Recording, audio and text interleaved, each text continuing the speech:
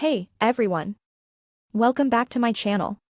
Today, we're making the ultimate cheese omelet that's perfect for a satisfying breakfast. So, let's jump right into it.